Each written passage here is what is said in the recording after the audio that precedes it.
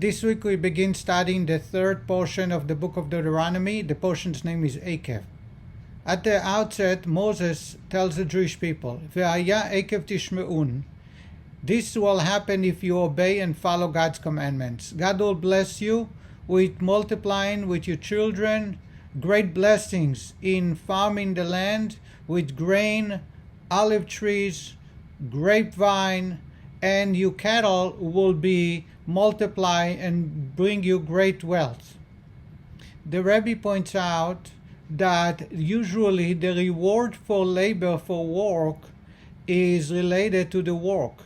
The greater the work, the greater the reward. If so, how is it possible that for serving God, bringing pleasure to God, as stated clearly in the text, the reward is physical materialism? After all, the pleasure to God is valued much, much greater than extra cattle or more grain in your field. It's impossible to compare the reward for the work that a man does when they follow God's commandments. Says the Rebbe that actually the Mishnah in Ethics of Our Fathers teach us that schar mitzvah mitzvah. The reward for a mitzvah is the mitzvah itself. Mitzvah in Hebrew means connecting or bonding together. The greatest reward for a person following God's commandments is that he connects to God. Bringing pleasure to God is the greatest reward. However, when the Torah this week tells us of the outcome where great abundance and multiplication of all our labor will happen in the material world, it's not actually a reward, but an opportunity to serve God with another mitzvah.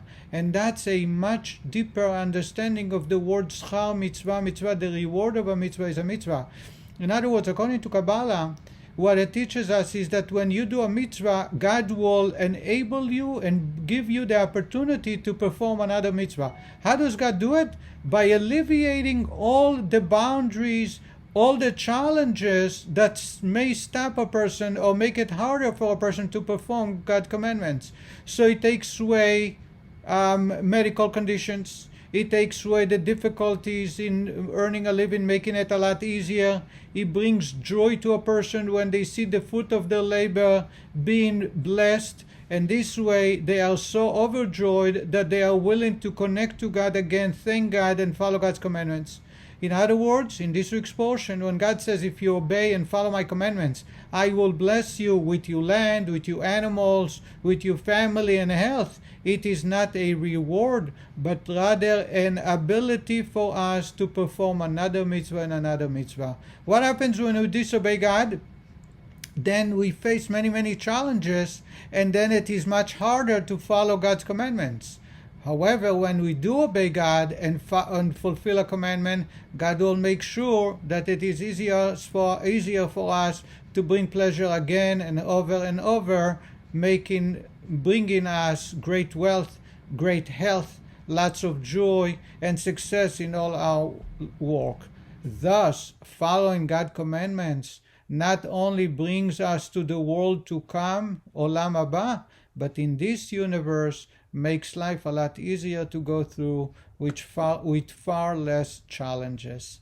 Thank you very much, and enjoy the week.